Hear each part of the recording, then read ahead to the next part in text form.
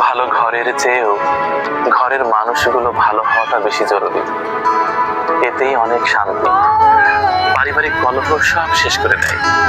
যে বাড়িতে বসে আছি, এই বাড়িতে একদিন সব ছিল, হাসি, আনন্দ, উচ্ছলতা, ছোট্ট শিশুর এ ঘর থেকে ও ঘরে দৌড়ানোর দৃশ্য, বাবা মায়ের কোলে ঝাঁপিয়ে পড়া। অথচ এ বাড়িতে এখন কেউ নেই।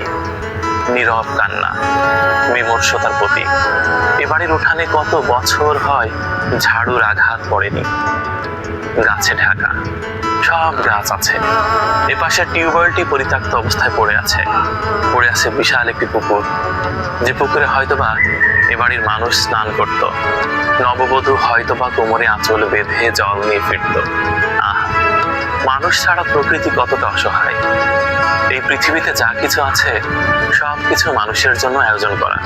মনে পড়ছে বিশ্বকবি শ্রী রবীন্দ্রনাথ ঠাকুরের লেখা পোড়োবাড়ি কবিতাটার কথা, যেখানে একটি পুরাতন বাড়িকে বিষণ্ণতার প্রতীক হিসাবে চিহ্নিত করা হয়েছে। অতীতের স্মৃতি আর বর্তমানের বাস্তবতা সবকিছু মিলেমিশে একাকার।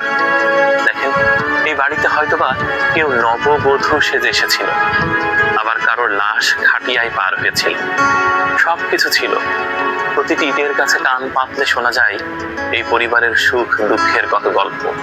এই গল্পগুলোর নীরব সাক্ষী হয়ে এখনো টিকে আছে সাজানো একটির পর একটি ইট। এই ইটগুলোই জানে কত ঘটনা ঘটেছিল এই সংসারে। আহা, সংসারে মানুষ না থাকলে মূল্য কোথায়? আমরা প্রায়শই মানুষ থেকে পালাতে চাই। মানুষ থেকে পালিয়ে কি সুখ মেলে? মানুষের মাঝেই তো সুখ। এত মানুষের মাঝে থাকি, মানুষে ধাক্কা লেগে যাচ্ছে। তবু একদিন বয়স্ক চাচার মুখে বলতে শুনলাম, না গো, এই দুনিয়ায় মানুষ নেই। তাহলে তিনি কোন মানুষকে খুঁজছেন? সেটা যাই হোক, মানুষের মাঝেই সুখ, ধ্বংসের মধ্যে সুখ নেই। দেখুন কি বিমর্ষতার প্রতীক।